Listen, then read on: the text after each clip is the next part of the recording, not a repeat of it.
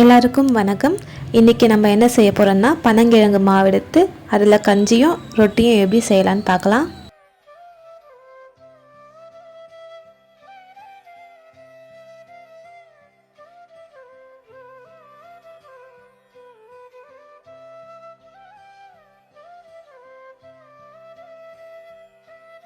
பனங்கிழங்குல fibre content அதிகமாக இருக்கிறதால உடம்புக்கு ரொம்ப நல்லது. டயபெட்டிஸையும் கண்ட்ரோல் பண்ணும்.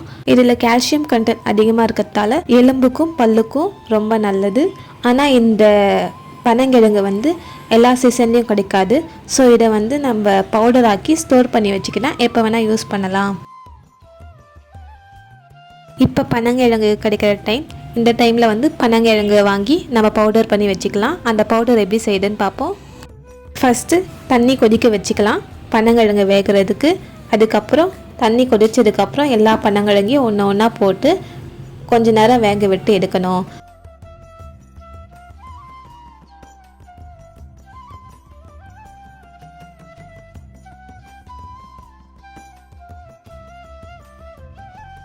பாதி வெந்ததுக்கப்புறம் நம்ம இப்போ உப்பு சேர்த்துக்கலாம். ஃபஸ்ட்டே உப்பு சேர்த்தா வேகாது. ஸோ பாதி வெந்ததுக்கப்புறம் சேர்க்கணும்.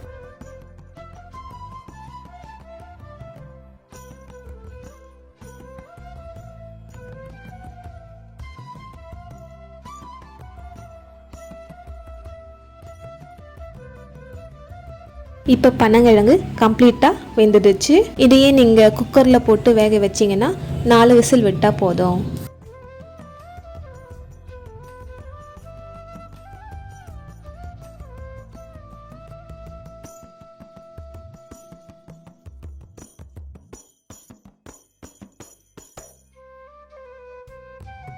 இந்த நெருப்பு வேஸ்ட் ஆக்காமல் இதிலே சீனி வெள்ளைக்கிழங்கு போட்டு வேக வச்சுருக்கோம். இது தண்ணியில் வேக வைக்கிறத விட இந்த மாதிரி சுட்டு சாப்பிட்டா இன்னும் நல்லாயிருக்கும்.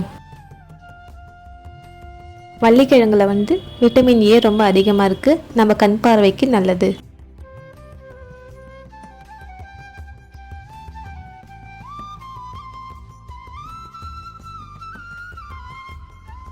பனங்கிழங்கு இப்போ ஆறிடுச்சு. அது மேலே இருக்க ஆடையெல்லாம் உரிச்சிட்டு அதோட சென்டரில் ஒரு ஸ்டெம் மாதிரி இருக்கும். அந்த ஸ்டெம்மையும் ரிமூவ் பண்ணிடலாம். ரிமூவ் பண்ணதுக்கப்புறம் மேலே இருக்க லேயரை எடுத்துட்டு சின்ன சின்னதாக கட் பண்ணிக்கலாம்.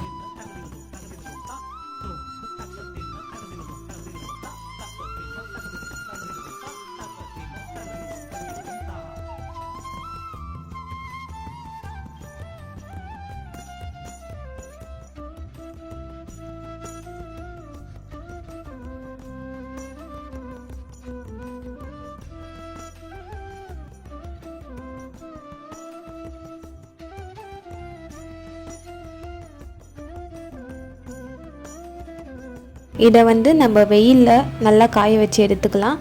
ஒரு மேக்ஸிமம் 4 to 5 days ஆச்சு ஆகும் நல்லா காயறதுக்கு.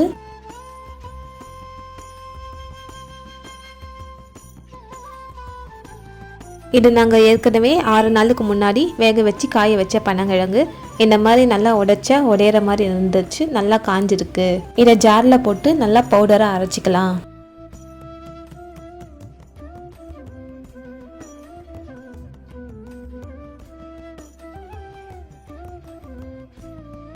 அரைச்ச மாவை நல்லா சலிச்சு எடுத்துக்கலாம்.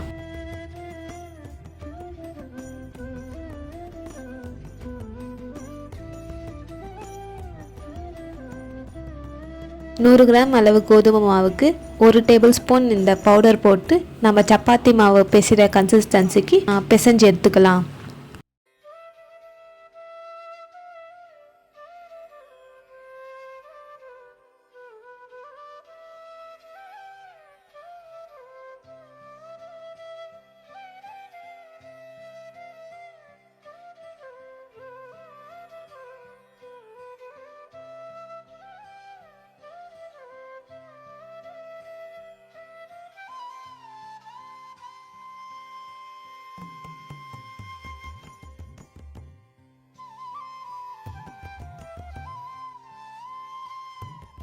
வேகும் போதே நமக்கு இதில் பனங்கிழங்கு வாசனை நல்லா சூப்பராக வரும்.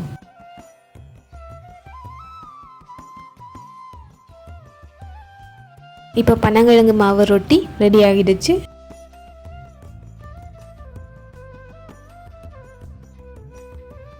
பனங்கிழங்கு மாவு கஞ்சி போடுறதுக்கு 1 கிளாஸ் பாலுக்கு அரை ஸ்பூன் பனங்கிழங்கு பொடி, அது கூட நாட்டு சக்கரை இருந்தால் அதை சேர்த்து சூடான பால் சேர்த்து நம்ம கஞ்சி கலந்து குடிக்கலாம்.